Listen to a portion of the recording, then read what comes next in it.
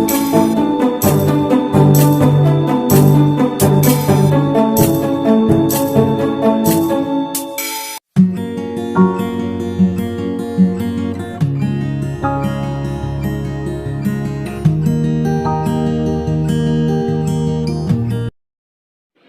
प्यारे विद्यार्थियों, कैसे हो आप? आशा करती हूँ अपने घरों में सुरक्षित होंगे, अच्छे ही होंगे। जैसा कि मेरा पहला विषय वर्तनी था और मैं आपको उसमें स्वर और व्यंजनों के का भली भांति ज्ञान करवा चुकी हूँ। तत्पश्चात आज मैं आपको समास के बारे में बताना चाहती हूँ। आशा है आप मेरे इस वीडियो का पूरा लाभ उठाएंगे और अभ्यास के लिए आप बार बार इसको देखेंगे, समझेंगे और बार बार इसका अध्ययन करेंगे। तो आइए जानते हैं समास के विषय में कि क्या होता है समास।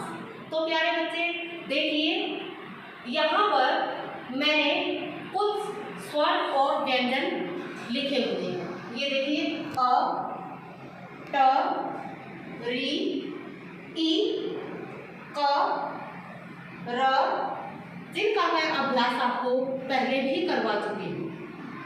और यहाँ पर देखिए इन स्वर और व्यंजनों से ही यहाँ पर मैंने शब्द निर्माण किया है, शब्दों को बनाया है।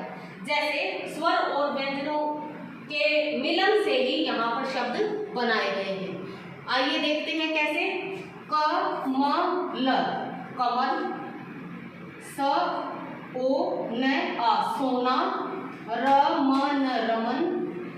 म, आ, ल, ई, माली। तो यहाँ पर स्वर और व्यंजनों से शब्द निर्माण किया गया है।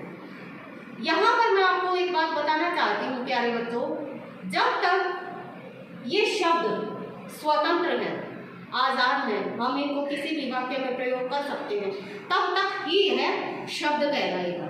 लेकिन जब हम इन शब्दों को किसी वाक्य में प्रयोग कर देते हैं, जब यह शब्द किसी वाक्य का हिस्सा बन जाते हैं, जैसे यहाँ पर आप देख रहे हैं अलग अलग हैं। मैं कल हरि के द्वार गई। यहाँ पर 1 2 3 4 5 6 शब्दों का प्रयोग किया गया।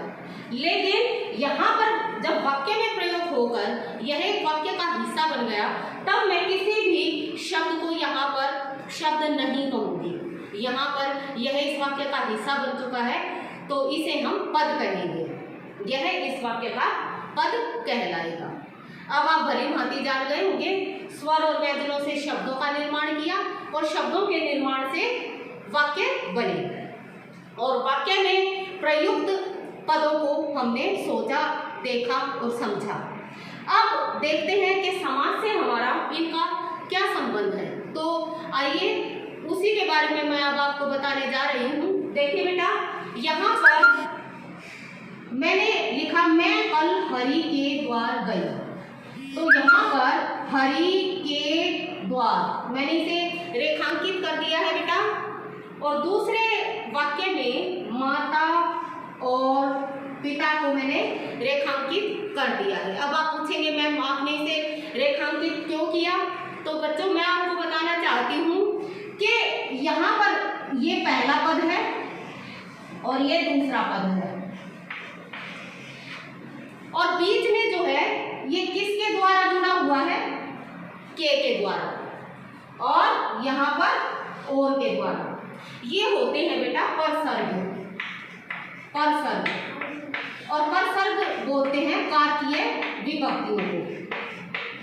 कारकीय विभक्तियों को हम परसर्ग बोलते हैं।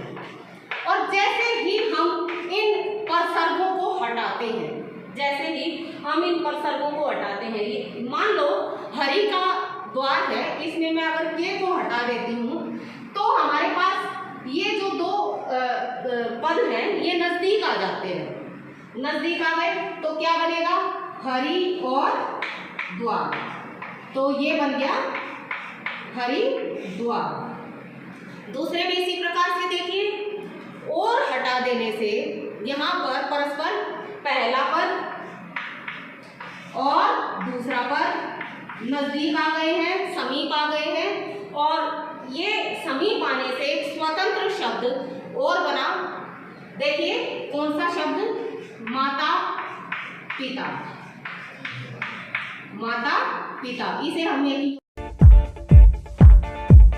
तो बेटा इसी के आधार पर हम समास की यह परिभाषा दे सकते हैं कि दो या दो से अधिक शब्दों के मेल से जब एक नया स्वतंत्र शब्द बनता है, आजाद शब्द बनता है, तो उसे समास कहते हैं। अब ये स्वतंत्र शब्द क्या है, इसे हम इन दो उपरोक्त उदाहरणों के द्वारा समझेंगे। देखो बेटा मैंने दो उदाहरण लिखे थे, पहले भी समझाया था। तो पहला उदाहरण है हमारा हरि का द्वार। का हटा दिया और यहाँ पर के लिए हटा दिया। इन परतकों को हटाने से जो है नया शब्द हमारे पास बना। पहले में बना हरिद्वार और दूसरा बना जेब खर्च। जेब खर्च। अब यहाँ पर आप देख रहे हैं कि दो स्वतंत्र शब्द बने, एक नया स्वतंत्र शब्द बना। और जब हम इसको बेटा एक बात ध्यान से समझिए कि जब हम इसे परसर्गों के साथ लिखेंगे, परसर्गों के साथ खोलकर विस्तृत रूप से लिखेंगे, तो यह होगा समास का विग्रह। इसे हम समास विग्रह कहेंगे। और जब परस्पर पद नजदीक आ जाते हैं और परसर्ग हट जाते हैं, तो इसे हम नाम देंगे समास का। समास या समस्त पद। समस्त पद। यहाँ पर बेटा ध्यान रखिए कि परसर्गों के बिना जब दो पद नजदीक आ जाते हैं और एक नया स्वतंत्र शब्द बनता है, तो वो है हमारा समास या समस्त पद। और जब हम उसे परसर्गों के साथ लिखते हैं, परसर्गों का प्रयोग करते हैं, तो वो हमारा होता है समास विग्रह। तो बेटा जानते हैं इन उदाहरणों के द्वारा कि परस्पर जब दो पद नजदीक आए तो उनमें क्या परिवर्तन हुआ। तो यहाँ पर देखिए पहला जो उदाहरण हरिद्वार, दो पद यहाँ पर परस्पर जो है नजदीक आ गए, तो यह एक स्वतंत्र शब्द बन गया हरिद्वार। अब मैं इसमें आपको बताऊंगी कि जो ये जो दो पद हैं हरि और द्वार, मैंने पहले भी आपको उदाहरण में बताया था, हरि और द्वार, ये जो है एक स्वतंत्र शब्द बन गया। अब पहले ये जो है दो पद थे जब ये वाक्य में प्रयुक्त थे और परसर्गों के द्वारा ये जुड़े हुए थे। तो यहाँ पर आप देख रहे हैं जो आपके लेफ्ट हैंड साइड में हरि लिखा हुआ है, ये इसको बेटे पूर्व पद कहेंगे। पूर्व पद अर्थात पहला पद, यह पूर्व पद कहलाएगा। और जो हमारा राइट हैंड साइड वाला जो पद है वो हमारा होगा उत्तर पद। उत्तर पद।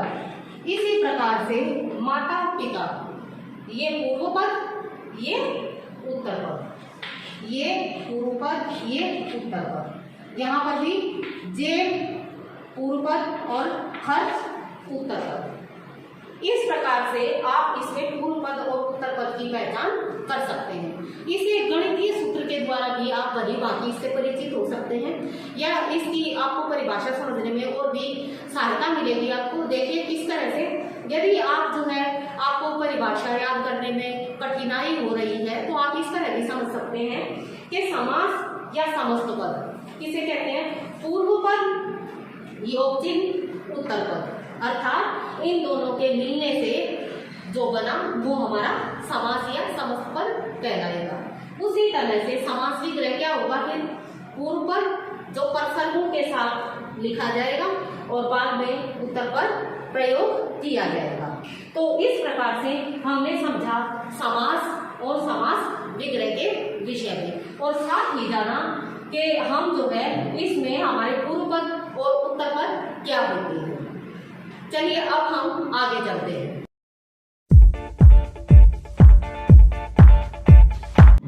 स्टूडेंट, हमें समझना होगा कि पद की प्रधानता क्या है। बेटा यहाँ पर मैं बताना चाहती हूँ कि पद की प्रधानता है कि पूर्व पद मुख्य है अथवा उत्तर पद मुख्य है। उसको आधार मानते हुए समास के भेद किए गए हैं, और इसका पहला हमारा भेद है अव्ययीभाव समास। अब जानते हैं अव्ययीभाव समास क्या होगा। तो देखिए, जिस समास में पूर्व पद यानी हमारा लेफ्ट हैंड साइड वाला आप समझ गए होंगे। पूर्व पद अव्यय वह प्रधान हो उसे हम अव्ययी भाव समास कहते हैं। अब सबसे पहले आपको ये समझना होगा कि अव्यय क्या है, क्योंकि पूर्व पद के विषय में मैं आपको बता चुकी हूँ और प्रधान भी आप मुख्य जो होता है इस चीज को भी समझ गए होंगे। लेकिन आपके सामने ये जो शब्द है ये आ रहा है आपके सामने बार बार, तो मैं इसको समझाना चाहूंगी कि ये क्या होता है, और उसके बाद आपको अव्ययी भाव समझने में तनिक भी देरी नहीं लगेगी। तो देखिए मैं समझाती हूँ आपको कि अव्यय क्या होता है।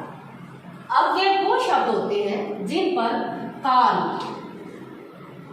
लिंग, वचन, क्रिया, वाच्य, पुरुष का कोई भी असर नहीं पड़ता, इन पर कोई भी प्रभाव नहीं पड़ता। ये सारी चीज बदलती रहेंगी लेकिन वो शब्द वो यथावत ही रहेगा, वो ऐसे का ऐसे ही रहेगा। अब जैसे कि मैंने 3 उदाहरण लिखे हैं, आजीवन, भरपेट, यथासंभव। अब देखिए बेटा, अगर मैं इसमें विग्रह करूंगी आजीवन का बनेगा जीवन पर्यंत या जीवन भर, भरपेट पेट भरकर, और यथासंभव जितना संभव हो सके। तो आप यहाँ पर कोई भी एक आप खुद भी चयन कर सकते हैं, पता लगा सकते हैं कि वो अव्यय है अथवा नहीं। तो देखिए एक हम लेते हैं भरपेट, एक शब्द लेती हूँ मैं भरपेट, उसको मैं आपको समझाने की कोशिश करती हूँ कि हम किस तरह से पता लगा सकते हैं। देखिए मैंने भरपेट खाया, मैंने भरपेट खाया, उन्होंने भरपेट खाया था, हम भरपेट खाएंगे।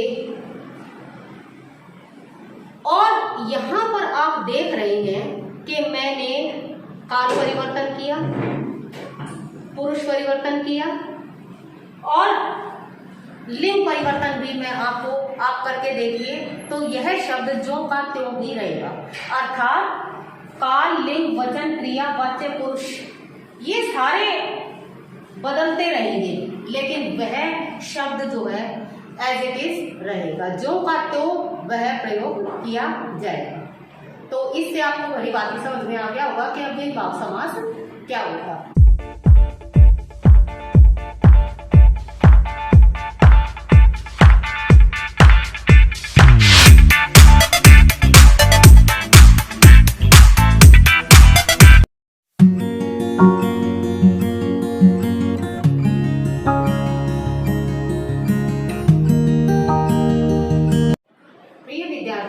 अब हम जानेंगे तत्पुरुष समास के विषय में। तत्पुरुष समास में बेटा उत्तर पर विशेष्य होने के कारण वो विशेष होता है, खास होता है, प्रधान होता है और इसी के आधार पर इसका नाम भी रखा गया है तत्पुरुष, अर्थात तत् मीन्स वह, पुरुष मीन्स वह व्यक्ति, अर्थात वह दूसरा व्यक्ति, दूसरा पद इसमें प्रधान होता है, इसीलिए उसी के आधार पर इसका नाम रखा गया है। तो इस परिभाषा को एक बार पढ़ते हुए समझते हैं कि इस समास में उत्तर पद विशेष्य संज्ञा शब्द होने के कारण उत्तर पद प्रधान होता है। और इसमें बेटे जो हमने कारक पढ़े थे, कारक में हमारी 8 कारकीय विभक्तियां होती हैं, लेकिन उसमें से पहला कर्ता कारक विभक्ति और अंतिम संबोधन कारक विभक्ति, उनको छोड़कर बाकी की जो 6 बचती हैं, अर्थात कर्म विभक्ति, कर्ण की विभक्ति, संप्रदान कारक की विभक्ति, अपादान कारक की विभक्ति और संबंध कारक की विभक्ति और अधिकरण की, इनकी विभक्तियों का लोप पाया जाता है। अब मैं बताती हूँ कि किस तरह से। इसमें बेटे कर्ता को छोड़ दो और अंतिम संबोधन को छोड़ दो, बीच की जो 6 काल की विभक्तियां पड़ती हैं उसका इसमें लोप पाया जाता है। जैसे हमारी कर्म कारक की विभक्ति क्या होती है वो अब देखते हैं किस प्रकार से। देखिए यहाँ पर मैंने आपको एक समास लिख रखा है माखन चोर। जब हम इसका विग्रह करेंगे तो बनेगा माखन को चुराने वाला, माखन को चुराने वाला, अर्थात उसमें को विभक्ति का लोप है। दूसरा देखिए शरणागत, शरण को आगत, यहाँ पर मैं आपको एक करके भी दिखा देती हूँ, शरण को आगत या शरण को आया हुआ। तो यहाँ पर देखिए मैं क्या समझाना चाह रही हूँ कि को विभक्ति का लोप है इसमें, समास में को विभक्ति का लोप है। उसी प्रकार से दूसरा हमारा है कर्तव्य समास। इसमें जो है हमारे से और के द्वारा विभक्ति का लोप पाया जाता है। जैसे तुलसी रचित, तो अगर इसका हम विग्रह करते हैं, मैंने बताया ना उपसर्गों के साथ लिखा जाता है, तो यहाँ पर बेटे अगर तत्पुरुष समास को समझना है तो सबसे पहले हमें कार के विभक्तियों का ज्ञान होना अति आवश्यक है। इसके लिए भी मैं एक और वीडियो आपको बना के भेजूंगी जल्द ही। लेकिन जो है आज हम चूंकि समास कर रहे हैं तो अभी हम उस तरफ नहीं जाएंगे, लेकिन मैं आपको बीच में बताती जाऊंगी। तो यहाँ पर देखिए तुलसी रचित, तुलसी रचित यहाँ पर हो जाएगा तुलसी द्वारा रचित, तुलसी द्वारा रचित। अब यहाँ पर द्वारा विभक्ति का लोप है, द्वारा विभक्ति का लोप है। यहाँ पर देखिए तुलसी द्वारा रचित, यानी द्वारा विभक्ति इसमें लुप्त हो गई है। दूसरे में देखिए रोगग्रस्त, रोगग्रस्त, रोग से ग्रस्त, रोग से ग्रस्त। आपको भी पता होगा, आपके मन में भी कई बार आता होगा कि कर्ण कारकी और हमारे अपादान कारकी लगभग सेम विभक्तियां होती हैं। से इसमें होता है और से इसमें होता है, लेकिन बेटा इसमें मैं फिर से बता देना चाहती हूँ कि ये साधन के रूप में इस्तेमाल किया जाता है। जैसे अध्यापिका चौक से शामपट पर लिखती हैं, तो यहाँ पर चौक का साधन के रूप में इस्तेमाल किया गया है और वहां पर अलग होने का भाव है। अर्थात जैसे अध्यापिका के हाथ से चौक गिरकर टूट गया, तो यहाँ पर गिरने का भाव है। तो आप समझ गए होंगे कि अपादान कारक की विभक्ति में और हमारे कर्म कारक की विभक्ति में क्या फर्क है। अगले में देखिए संप्रदान तत्पुरुष, जिसकी विभक्ति होती है के लिए। देखिए यहाँ पर पाठशाला मैंने उदाहरण दिया, तो पाठशाला का जब हम विग्रह करते हैं तो बनता है पाठ के लिए शाला। तो यहाँ पर के लिए का लोप विद्यालय, विद्या के लिए आलय, आलय होता है घर, विद्या का घर, विद्या के लिए आलय।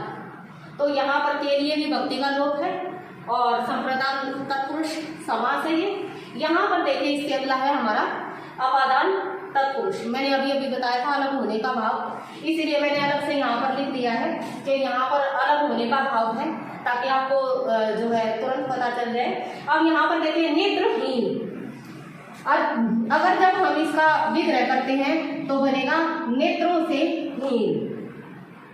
पाप मुक्त, पाप से मुक्त, से विभक्ति का लोप है यहाँ पर। पहले का देखिए नेत्र से हीन, नेत्रों से हीन या नेत्र से हीन, पाप मुक्त, पाप से मुक्त।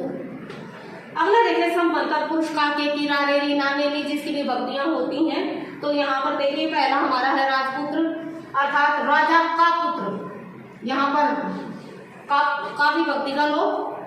अगले में देखिए विद्या का सागर, यहाँ पर भी का विभक्ति का लोप। अगला देखिए अधिकरण तत्पुरुष में पर, ये जो है 3 प्रकार के होते हैं, समयाधार, स्थानाधार, भावाधार, जिनके बारे में जब मैं कारक पढ़ाऊंगी तो इसकी आपको उपयुक्त जानकारी दी जाएगी। लेकिन उससे पूर्व आज जब हम समास कर रहे हैं तो अभी जो है इसकी जो छठी विभक्ति में हम चल रहे हैं, अधिकरण तत्पुरुष में पर जिसकी कार की विभक्ति है। तो यहाँ पर देखिए आप बीती, जब हम इसका विग्रह करते हैं तो बनता है आप पर बीती। वनवास, वन में वास, यहाँ पर भी में विभक्ति का लोप है। तो यहाँ पर अलग अलग विभक्तियों का लोप होता है आपके तत्पुरुष समास में। आशा है सारे विद्यार्थी तत्पुरुष समास के विषय में जो है पर्याप्त जानकारी उनको प्राप्त हो चुकी होगी। एक बार फिर से देख लेते हैं। उत्तर पद प्रधान होता है विशेष्य होने के कारण, और कार की विभक्तियां जो होती हैं कर्ता की और संबोधन को छोड़ के बाकी अन्य की विभक्तियों का लोप पाया जाता है।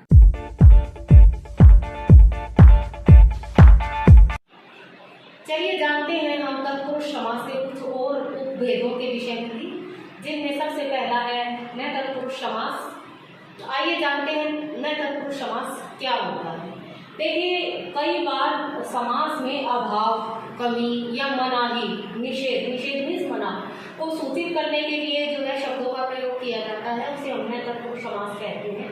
अब हम जो है समास विग्रह करते हुए किस प्रकार से यह निश्चित करें कि यह न तत्पुरुष समास है, तो आइए मैं आपको बता देती हूँ। इसका एक बिल्कुल साधारण सा तरीका है। यदि आप इसे ध्यानपूर्वक समझेंगे तो आपको तुरंत ही समझ में आ जाएगा कि मैं क्या बताना चाहती हूँ। देखो बेटा, मैंने जैसे कि आपको पहले बताया कि पूर्व पद और उत्तर पद दोनों मिलकर समस्त पद की रचना करते हैं। तो यहाँ पर आप देख रहे हैं मैंने एक समास लिखा है अन्याय, और यहाँ पर मैंने उसका विग्रह कर दिया है। तो अन्याय का विग्रह करते हैं तो बनता है न न्याय। अब न न्याय इसका जो है पूर्व पद ये हुआ और इसका उत्तर पद ये हुआ न्याय, अर्थात न पूर्व पद है और न्याय उत्तर पद है। तो मैं आपको ये बताना चाहती हूँ बेटा कि जिस समास में उत्तर पद यदि आपका व्यंजन है, अब न क्या है व्यंजन, उत्तर पद का प्रथम वर्ण जो है आपका व्यंजन है, तो वह ए में बदल जाता है। वह किस में बदल जाता है? ए में बदल जाता है।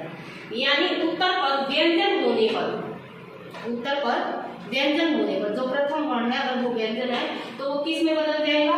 वो ए में बदल जाएगा। यहाँ पर भी आप दूसरे में देख सकते हैं, यहाँ पर है न संभव, संभव उत्तर पद है और न पूर्व पद है। तो यहाँ पर उत्तर पद का प्रथम वर्ण देखिए क्या है? क्या है बेटे? ये है स हमारा क्या होता है? व्यंजन। तो यहाँ पर भी व्यंजन वर्ण होने के कारण यह न किस में बदल जाएगा? अ में। किस में बदल जाएगा? अ में। अर्थात असंभव का विग्रह हुआ न संभव। अब हम दूसरे एक और देखते हैं, यदि हमारा उत्तर पद का जो प्रथम वर्ण है वो स्वर हो तो क्या है? तो देखो बेटा, ये मैंने दो उदाहरणों के द्वारा आपको समझाने की कोशिश की है। देखिए यहाँ पर मैंने दो उदाहरण लिखे हैं, ये पूर्व पद है हमारा और ये उत्तर पद है। तो इसका जो उत्तर पद है वो हमारा स्वर है, ये स्वर है। और यहाँ दूसरे में भी देखिए, यहाँ पर भी दूसरा उत्तर पद का प्रथम वर्ण स्वर है। तो उत्तर पद का प्रथम वर्ण स्वर होने पर यह जो है अन में परिवर्तित हो जाता है, यह अन में परिवर्तित हो जाएगा। ठीक है, व्यंजन है तो ए में परिवर्तित होगा, ध्यान से समझिए। अगर व्यंजन है उत्तर पद का प्रथम वर्ण तो वो ए में बदल जाएगा, और अगर स्वर है तो वो अन में परिवर्तित हो जाता है। जान गए हो बेटा इसके बारे में अच्छे प्रकार से? यदि आपके मन में कोई शंका हो तो आप मुझसे पूछ सकते हैं। चलिए आगे चलते हैं, इसी श्रृंखला में हम आगे चलते हैं तत्पुरुष समास के उपभेदों की। अब हम करेंगे उपपद तत्पुरुष समास। जानते हैं इस समास के विषय में? देखो बेटा, ये क्या है? जय, जय एक संयुक्त व्यंजन, संयुक्त व्यंजन।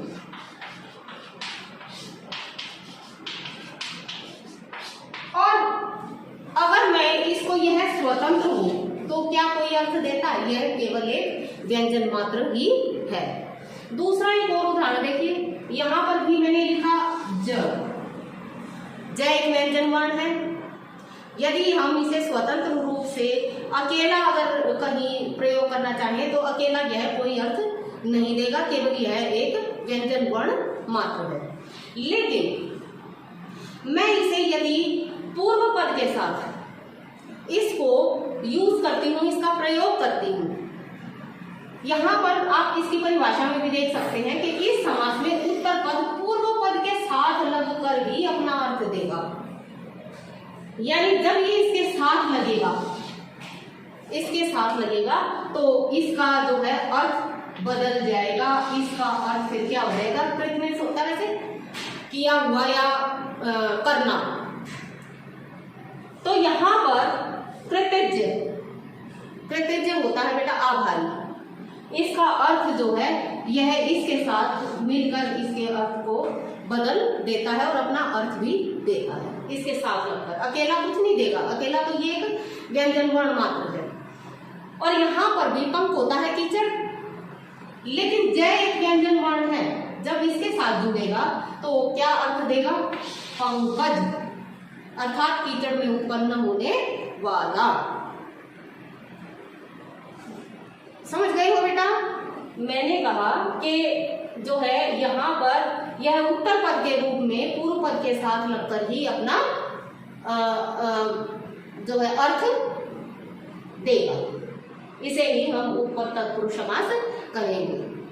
बेटा यदि आपको कहीं पर भी कोई शंका हो या कोई भी परेशानी हो, आप मुझसे कुछ पूछना चाहते हैं तो आप पूछ सकते हैं। आशा है कि आप लोगों को इन दोनों समासों के बारे में आप इनसे भली भांति परिचित हो चुके हैं।